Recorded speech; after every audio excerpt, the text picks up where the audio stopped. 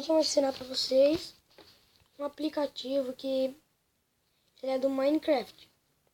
Ele é o Minimaps, esse aqui, tá? Esse aplicativo, ele serve para qualquer Minecraft, tá? No caso, no meu, ele é o 0.10.1, ó. Aqui, 0.10, não, 0.10.0, tá? Você vai ir na Play Store, você aperta aqui e escreve Minimaps, tá?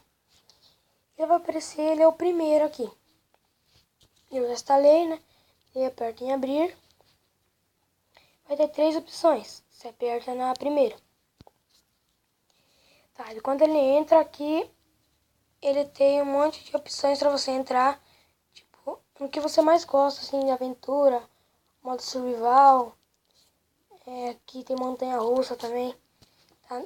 Mas eu procuro mais todos aqui, tá?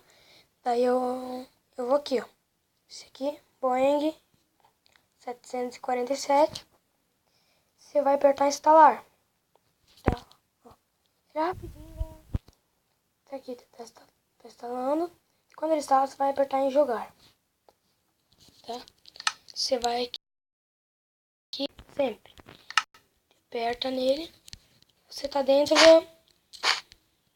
do mapa aqui. Ou melhor, dentro do avião, né? Porque é do avião. Aqui. O ruim que é procurar uma saída aqui. Tem muitos mapas que eles são survival. Tem uns que são criativos. Eita, ó o avião.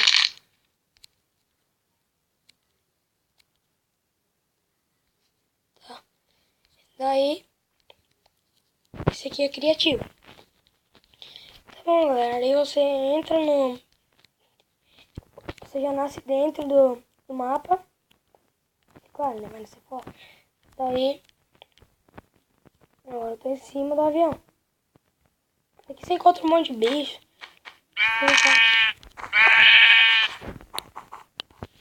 Vou achar um pouquinho o volume. Tá. Ó. Tá bom. E aqui, você abre a porta. Não, né? Quebrar, porque não tem como abrir. E aqui vai ter... Dentro do avião. Tá. Eu vou na cabine.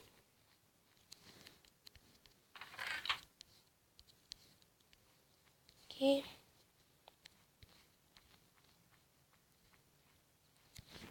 Cabine, do outro lado.